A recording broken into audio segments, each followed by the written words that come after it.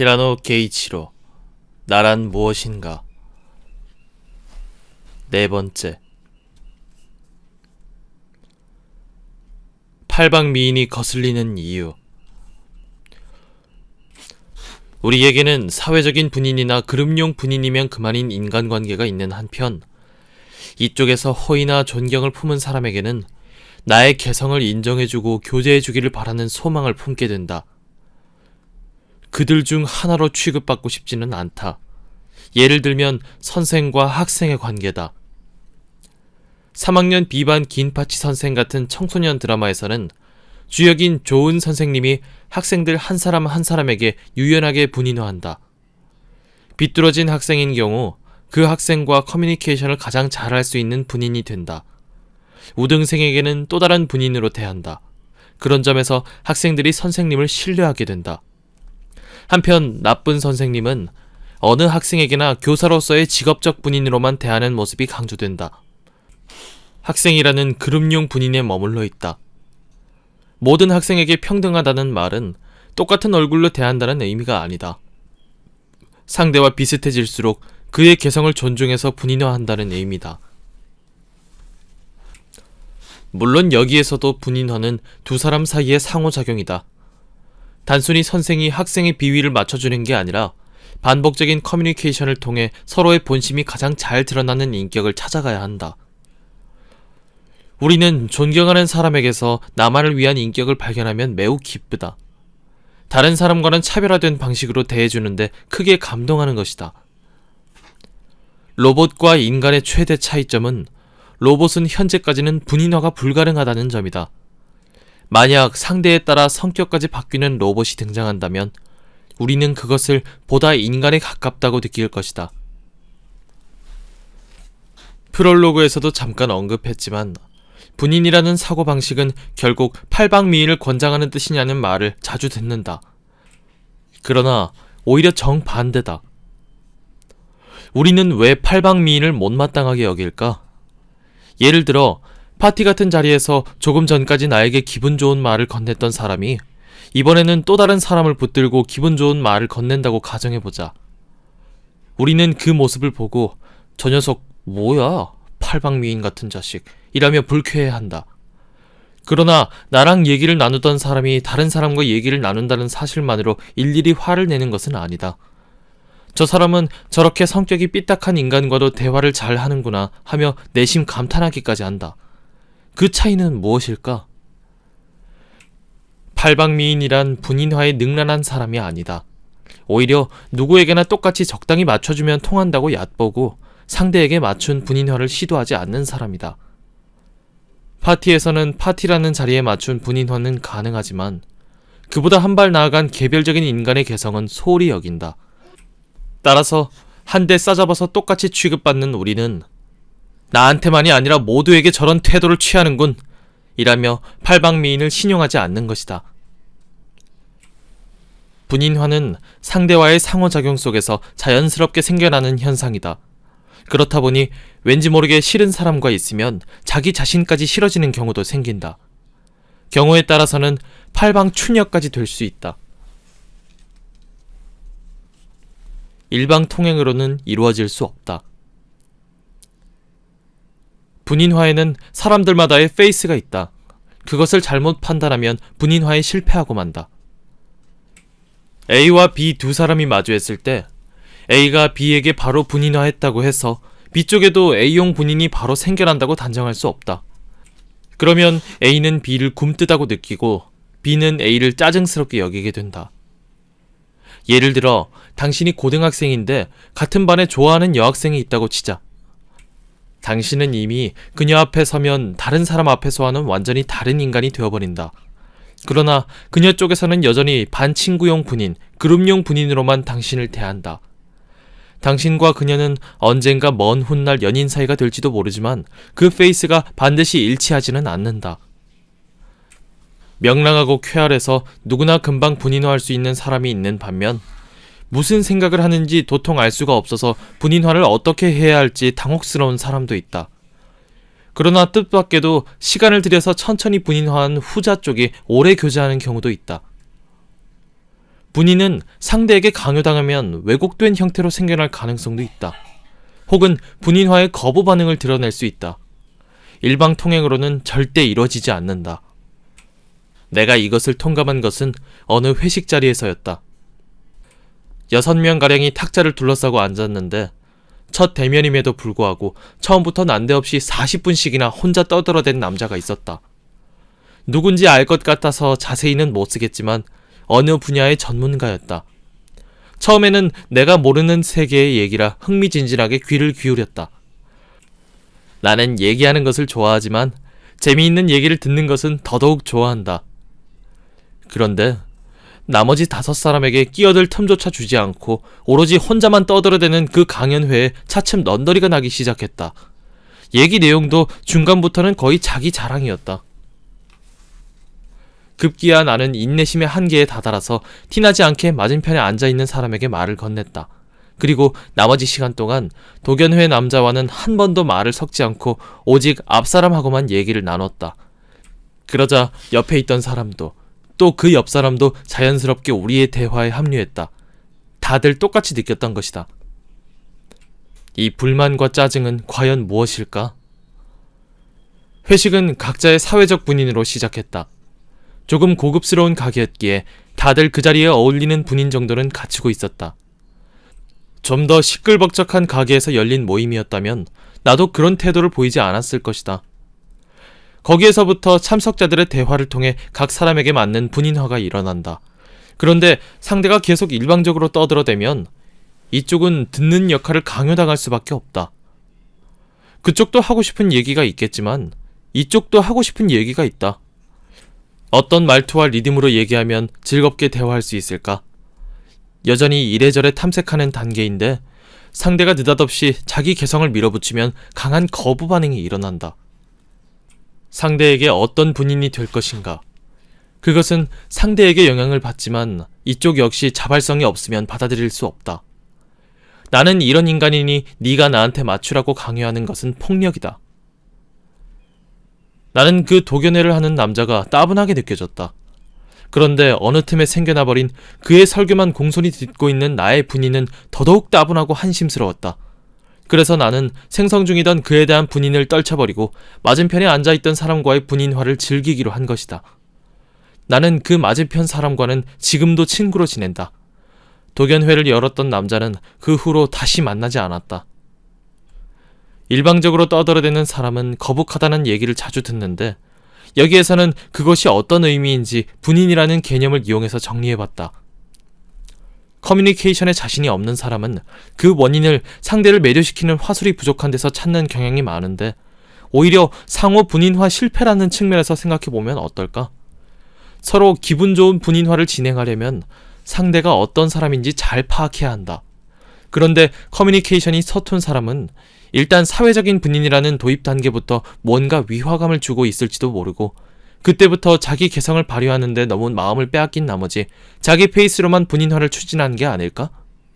그러면 상대는 당연히 방어 자세를 취하고 저항감을 드러낸다.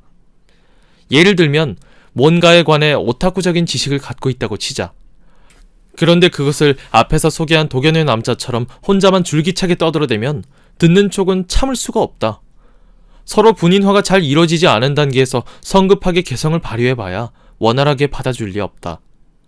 중요한 것은 일단 유연한 사회적인 분인이 쌍방의 내부에 형성되어야 한다는 점이다.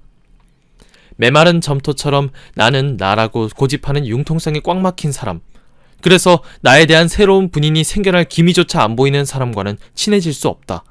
그 반대도 마찬가지라 이쪽의 태도가 너무 딱딱하면 상대도 발붙일 데가 없다.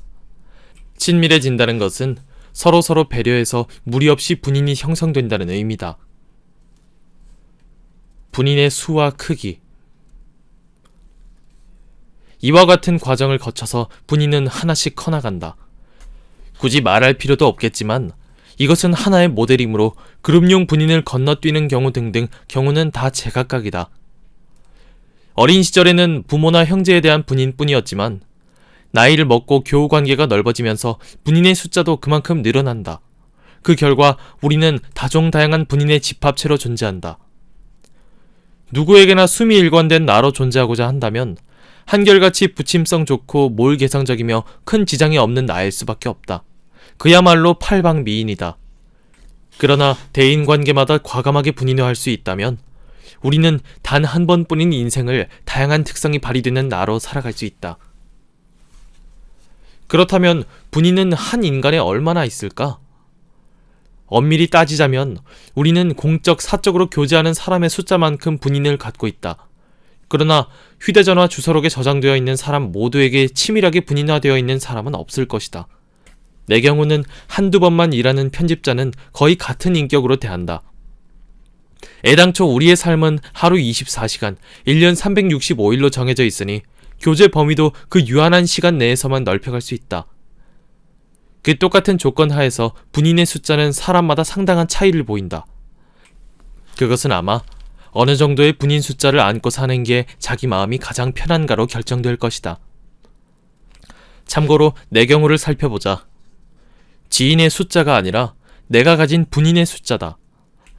그렇게 내가 감당할 수 있는 분인의 숫자를 생각해보니 내 경우는 아무래도 그리 많은 친구를 필요로 하지 않는 것 같다. 이를 통해 알게 되어 그 틀을 벗어나 친해진 사람은 같이 있으면 즐겁다. 그렇다 보니 내 안에도 그들용의 소중한 분인이 존재한다. 그러나 고등학교 시절 친구용 분인은 몇 년 만에 한 번 활성화되면 되는 정도라 늘 갱신할 필요는 없다. 감당할 수 있는 분인의 숫자에 맞춰서 실제로 사귀는 사람 숫자도 자연스럽게 조정된다. 동시에 살아갈 수 있는 분인의 숫자는 분명 상한선이 있을 것이다. 그렇다면 각자의 분인의 크기는 무엇으로 결정될까? 커뮤니케이션이 반복될수록 분인은 최신 상태로 갱신되어 간다. 여러 해에 걸쳐 오랜 관계를 맺어온 사람과의 분인은 당연히 그 사람 안에서는 큰 비율을 차지할 것이다. 한편 딱 한 번만 만난 사람이라도 그때 생긴 분인이 결정적으로 남아있을 수 있다. 여러 해 동안 계속되는 분인, 지금 현재 생활에서의 24시간 대부분을 살아가는 분인, 그것들이 자기 안에서 큰 비율을 차지하고 있다고 실감할 게 틀림없다. 물론 이들의 크기는 불변하는 게 아니다. 자신을 둘러싼 인간관계가 변하면 저절로 변화된다. 개성이란 분인의 구성 비율. 이처럼 개인보다 작은 분인이라는 단위를 설정해보면 개성에 관해서도 지금까지와는 다른 인식이 가능하다. 누구를 어떻게 사귀느냐에 따라 당신 안의 분인 구성 비율이 변화한다. 그 총체가 당신의 개성이 된다. 10년 전의 당신과 지금의 당신이 다르다면 그 까닭은 교제하는 사람이 바뀌고 읽는 책이나 사는 장소가 바뀌어서 분인의 구성 비율이 변화되었기 때문이다. 10년 전에는 중요한 위치를 차지했던 그 당시 애인과의 분인이 지금은 헤어져서 움츠러들고 그 대신 성격이 전혀 다른 애인과의 분인이 커졌다고 가정하자. 그러면 당신 자신의 성격, 개성에도 변화가 있을 게 틀림없다. 개성이란 절대 날 때부터 타고난 일생 동안 불변하는 개념이 아니다. 이런 예는 어떨까? 초등학교 시절부터 알고 있던 친구가 중학교에 들어가서 불량 청소년이 되고 말았다. 당신은 불과 얼마 전까지만 해도 그토록 친했던 친구가 갑자기 난폭해진 모습에 당혹스러워한다. 이쪽에서 무슨 나쁜 짓을 한 것도 아니고 상대가 나와의 교제를 꺼리는 것도 아니다. 그럼에도 불구하고 대화가 잘 풀리지 않는다. 이것을 얘의 그 진정한 나, 거짓된 나라는 모델로 설명한다면 저 애는 초등학교 때는 얌전했는데 사실은 저렇게 성질이 악한 인간이었다는 식의 얘기가 된다. 하지만 그렇게 치부해버리면 너무 가엽다. 실제로도 그런 사고방식은 잘못된 것이다. 그렇다면 본인의 모델로 생각해보면 어떨까? 불량 청소년이 된 친구는 불량한 친구들과의 사이에 만들어진 분인이 비대해졌다. 그 때문에 그의 내부에 있는 학교 교사나 친구들과의 다른 분인들이 압박을 받아 약화되고 말았다. 다른 분인들이 기능할 것 같아도 교사 앞에서는 불량 청소년들과 형성된 분인을 일관되게 밀고 나가야 하기 때문에 애써 억누른다. 그는 누구에게나 불량 청소년끼리의 분인으로 대하려 하기 때문에 교실에서의 커뮤니케이션도 잘 풀리지 않는다. 결과적으로 고립되다 보니 점점 더 불량 청소년들과 지내는 시간이 늘어나서 그 분인이 강화되는 악순환에 빠진다. 발판이 되는 분인. 이런 악순환에서 벗어나려면 본인의 구성 비율을 바꾸는 수밖에 없다. 직설적으로 말하면 교제하는 인간을 바꿔야 한다는 뜻이다. 그도 그럴 것이 개성이란 본인의 구성 비율을 의미하기 때문이다. 실제로 중학교 시절에 살짝 비뚤어지는 정도야 그다지 큰 문제는 아니겠지만 교제하는 인간을 바꾸고 싶다고 본인이 생각하기 시작했을 때 그것이 어려운 상황에 빠져 있다면 문제다. 10년도 더 전에 오하라 미스요의 그러니까 당신도 살아 라는 책이 베스트셀러였을 때 나 역시 눈을 휘둥그레 뜨며 그 책을 읽었다. 10년도 더 전에 오하라 미스요의 그러니까 당신도 살아 라는 책이 베스트셀러였을 때 나 역시 눈을 휘둥그레 뜨며 그 책을 읽었다. 중학교 시절에 괴롭힘을 당해서 비행으로 치달았고 16살에 폭력단 우두머리와 결혼했지만 22살에 이혼하고 오사카 기타 신치의 호스티스로 변신한다. 이윽고 제외한 아버지 친구의 권유로 갱생을 맹세하고 맹렬히 공부한 끝에 사법시험에 합격해서 변호사가 된 것이 그녀의 반평생 이야기다. 사람과의 만남이 인생을 바꾼다는 말을 자주 하는데 그것은 다시 말하면 내가 안고 있는 분인 중에서 어떤 분인이 가장 커지느냐의 의미다. 훗날 양아버지가 된 아버지 친구와의 분인이 최대로 커지면서 상대적으로 다른 분인들이 작아졌다. 그녀의 다이내믹한 변모를 그렇게 이해하고 싶다. 분인의 모델에는 자아니 진정한 나니 하는 중심은 존재하지 않는다. 그러나 그때그때 큰 비율을 차지하는 분인은 있다. 비율이 큰 분인이 고등학교 시절에는 특별활동부의 담당 선생님일지도 모르고 회사에 들어간 후에는 상사일지도 모른다. 우리는 발판이 될 만한 중요한 분인을 일시적인 중심으로 삼아서 그 밖의 분인 구성을 정리할 수도 있다. 나는 누구와 지내는 시간을 많이 가져야 할까? 지금의 나는 누구와 같이 있을 때의 나를 기초로 삼아야 할까? 당신이 호감을 느끼는 사람, 존경하는 사람과 원활하게 커뮤니케이션을 하고 싶다면 그런 분인을 만들어내는 방법밖에 없다. 그 분인이 당신을 변화시켜주는 돌파구가 된다. 위험 분산으로서의 분인주의. 개인이라는 단위에 의거한 사상을 개인주의라고 부르듯이 분인을 단위로 하는 사상은 분인주의라고 이름 붙일 수 있을 것이다. 이 사고방식의 장점은 지금까지 살펴봤듯이 무엇보다 변화를 긍정적으로 받아들일 수 있다는 점이다. 우리는 지금까지는 인간에게는 핵심이 되는 개성이 있으며 그것을 오픈해서 살아가는 것이 성실한 삶의 태도라고 굳게 믿어왔다. 여러 해 동안 누군가를 사귀면 우리는 그 사람의 본질을 훤히 아는 듯한 기분이 든다. 분할 불가능한 개인 대 개인 관계의 모델이다. 그렇다 보니 그 사람이 나 이외의 사람을 전혀 다른 얼굴로 대하는 것을 알게 되면 배신당한 기분이 든다. 저 녀석이 저런 성격을 감추고 있었어? 저것이 저 녀석의 숨겨진 얼굴이었단 말인가? 라고. 그러나 우리는 신이 아니다. 나와 친한 사람이 여러 장소에서 다양한 사람과 커뮤니케이션을 하기 위해 갖고 있는 모든 얼굴을 알 수는 없다. 개인이 나뉠 수 없는 이유는 애당초 그리스도교의 신이 일자였기 때문이다. 전지전능한 유일신과 마주하려면 개인 또한 하나뿐이어야 했다. 그러나 인간관계는 다종다양하다. 나에게 일절 감추는 게 없어야 한다. 당신의 모든 것을 나에게 드러내라는 요구는 오만이다. 그것은 상대에게 신이 되려고 하는 거나 다름없다. 우리가 알 수 있는 것은 나에 대한 상대의 분인일 뿐이다. 그것이 드러날 때 상대의 다른 분인들은 가려져 버린다. 분할되지 않은 온전한 개인이 내 앞에 모습을 드러내는 것은 불가능하다. 그것을 당연하게 받아들여야 한다. 고등학교 데뷔나 대학교 데뷔를 야유하는 이유는 자기가 알고 있는 그 녀석의 진짜 모습은 분명 저렇지 않다는 굳은 믿음에서 비롯된다. 옛날 모습을 아는 인간이 없는 것을 기회로 거짓말을 하고 있다고 보는 것이다.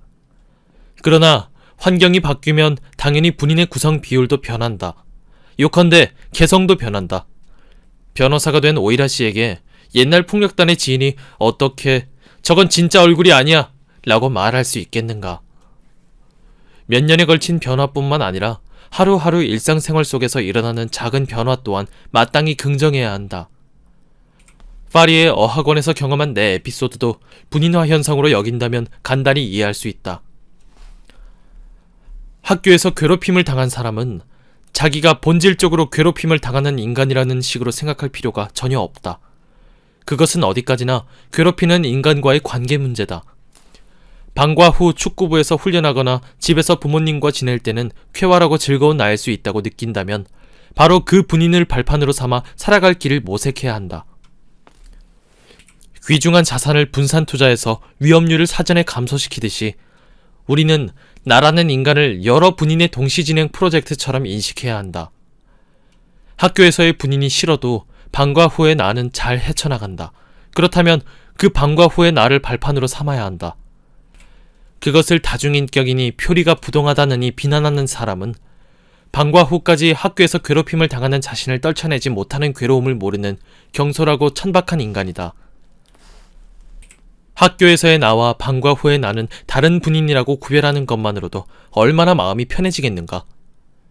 짓궂은 이메일 같은 것을 보내는 인간은 적어도 가정에서는 가족과의 분인으로 살아가고자 하는 사람을 학교에서 괴롭힘을 당하는 분인으로 억지로 끌어가려는 악질적인 패거리다. 괴롭힘이나 학대를 당한 과거가 있는 사람도 나눌 수 없는 진정한 나라는 사고방식을 강요당하면 새로운 관계를 맺으려 해도 매번 과거의 체험으로 다시 끌려나가고 만다. 이 사람이 나에게 폭력을 휘두르지 않을까? 나는 역시 사랑받을 수 없는 인간이지 않을까? 그러나 새로 만나는 사람은 절대 과거에 만난 사람과 똑같지 않다. 그들과는 완전히 새롭게 분인화한다. 그리고 학대나 괴롭힘을 당한 나는 그 상대와의 분인일 뿐이었다고 한 번쯤은 확실하게 구별해서 생각해야 한다. 자기 자신을 사랑받지 못하는 인간이라고 본질을 규정해버리면 안 된다. 그리고 만약 새로운 분인이 자기 안에서 크게 부풀어 올라 자신감을 가질 수 있게 되면 그것을 발판 삼아 다시 한번 과거의 분인과 마주 서보면 좋다. 인격은 하나뿐이다. 진정한 나는 단 하나다. 라는 사고방식은 사람들에게 소모적이고 무익한 고뇌를 강요한다. 혼자 있을 때의 나는 누구? 이처럼 우리는 살아가는 데 있어서 여러 분인을 갖고 있다는 것을 긍정해야 한다. 그리고 그 구성 비율을 궁리하는 것이야말로 자신의 개성을 궁리하는 길이다. 괴롭힘이나 학대로 예를 들었는데 그런 경우에도 학교에서 괴롭힘을 당하는 나는 거짓된 나고 방과 후 생기가 넘치는 나는 진정한 나라는 생각은 옳지 않다. 괴롭힘을 당할 때의 나 역시 연기를 하거나 가면을 쓴 게 아니며 그것은 그것대로 부정할 수 없는 하나의 분인이다. 그러나 그 일그러진 자기 뜻과는 다른 분인을 중시하느냐 마느냐는 본인의 의지에 달렸다. 자기 안에서 가치의 서열을 매기는 것은 물론 가능하다. 인간의 육체는 역시 나뉠 수 없다. 그러나 인간 자체는 여러 분인으로 나뉜다. 당신은 그 복합체이며 상대에 따라 여러 분인으로 살아간다. 정체성이나 커뮤니케이션 문제로 괴로워하는 사람은 한 번쯤 이런 식으로 상황을 정리해보자. 그런데 이렇게 생각하면 당연히 한 가지 의문에 맞닥뜨린다. 그렇다면 방에서 혼자 생각에 잠길 때의 나는 도대체 누구인가? 분인이 대인 관계마다 생겨나는 것이라면 결국 이렇게 혼자 있을 때의 나야말로 진정한 나가 아닐까? 나 자신이 이 문제를 줄곧 고민해왔다. 결론부터 말하자면 역시 그건 아니다. 예를 들어 당신이 학교에서는 유별난 사람으로 보여서 반 친구들이 싫어한다고 치자. 집으로 돌아와서 그날 있었던 일을 혼자 되새기며 나는 왜 남들과 다르게 이상한 인간일까 하며 괴로워한다.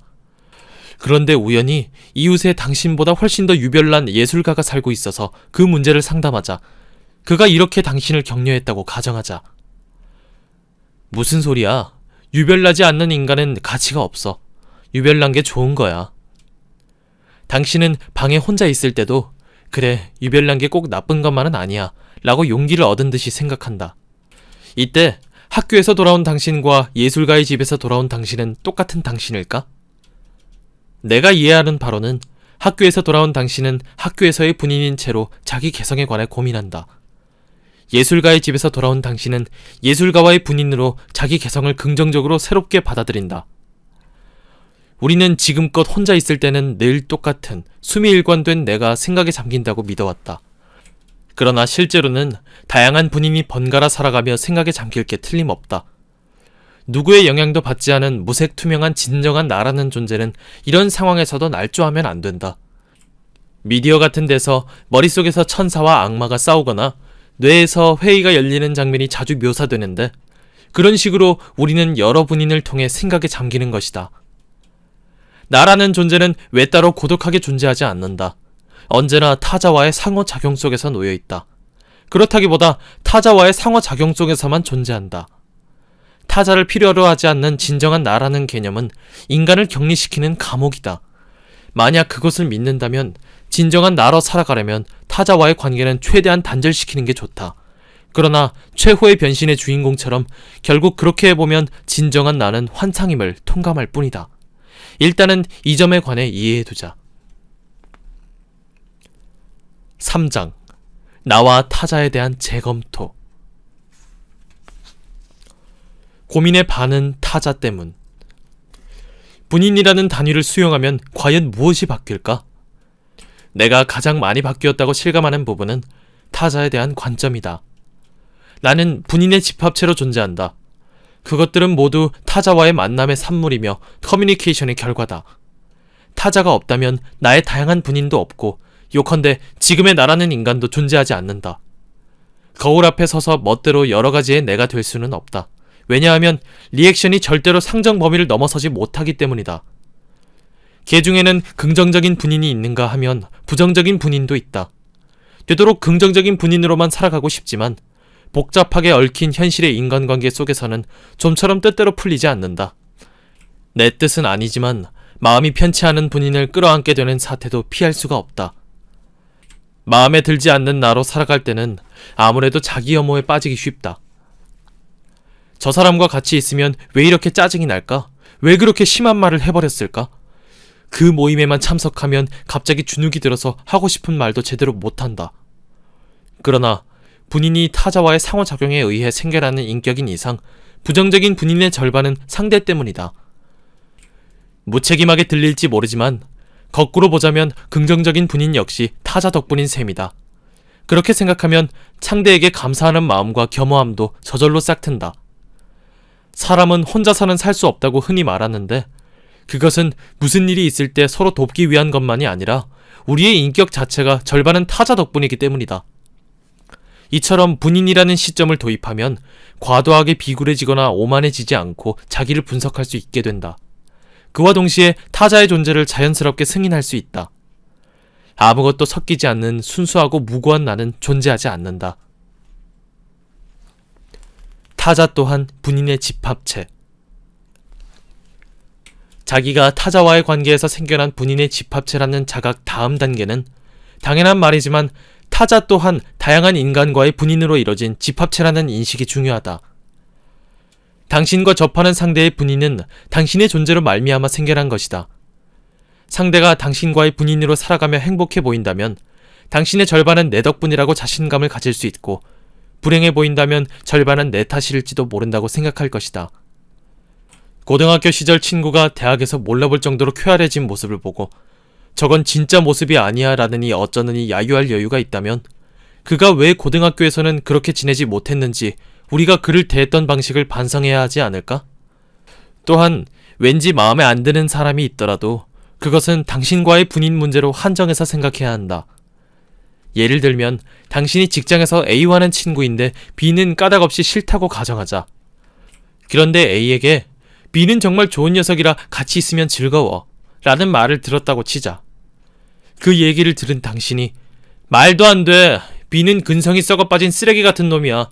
그런 놈과는 당장 관계를 끊어 라고 말해야 할까? 개인주의는 개인을 단위로 인간을 판단하는 관점인데 반해 분인주의는 분인을 단위로 인간을 판단하는 사고방식이라고 지금까지 몇 번이나 확인했다. 당신은 이런 경우 당신에 대한 B의 분인에 관해 험담하는 건 상관없다. 나랑은 잘 안 풀리고 내 앞에서는 이런저런 밉살스러운 짓을 하는 인간이야 라고 말한다면 A에게도 참고가 될 것이다. 그러나 당신은 A와 같이 있을 때의 B의 분인은 모른다. 따라서 그 분인에 대해 비판할 수는 없다. 이것은 추상적인 논의가 아니다. 우리의 인간관계는 바야흐로 SNS의 등장으로 완전히 가시화되었다. 내가 좋아하는 사람이 내가 싫어하는 사람과 친하게 얘기를 주고받는 모습을 접할 기회도 예전과는 비교할 수 없을 정도로 많아졌다. 그런데 그때마다 내 친구이고 싶으면 저런 놈이랑 사귀지 마 라고 일일이 말하고 다닌다면 정작 고독해지는 사람은 자기 자신일 것이다. 물론 절친한 친구가 예를 들어 테러리스트와 친하다는 것을 알았을 때는 충고하는 것도 우정이다. 그러나 호불호 수준이라면 B는 내 앞에서는 최악의 인간인데 A와는 잘 맞는군 정도로 생각하고 넘어갈 수밖에 없다. 이것도 인간이 분할 가능하다는 발상이기에 가능한 사고방식이다. 그리고 제 아무리 기분이 나빠도 A와 양호한 관계를 쌓아가는 B의 분인을 가면이니 거짓된 모습이니 비판할 수는 없다. 그것 또한 여러 개가 존재하는 B라는 인간의 진정한 모습이다. 나는 페이스북이나 트위터를 하다 보니 내가 좋아하는 사람이 내가 싫어하는 사람과 친하게 지내는 모습을 일상적으로 접한다. 처음에는 기분이 나빴지만 차츰 역시 전방위적으로 모두에게 미움을 받는 사람은 그리 많지 않다는 생각을 갖게 되었다. 그래서 내가 싫어하는 사람이 나에게는 왜 그런 태도를 취하는지 곰곰이 생각해봤다. 그런 과정을 통해 상대를 이해하게 된 부분도 있지만 뭐 그렇다고 해서 꼭 좋아졌느냐고 하면 그건 또 별개의 문제다. 사람이 누구와 친하게 교제하느냐는 전적으로 개인의 자유다. 내가 참견하고 영향을 미칠 수 있는 범위는 나에 대한 상대의 분인까지다. 물론 나에 대한 상대의 분인이 다른 인간과의 분인 문제로 상담을 요청할 때는 가능한 선에서 돕는다. 그러나 그 밖의 교제 범위에서는 쓸데없는 참견은 삼가야 한다.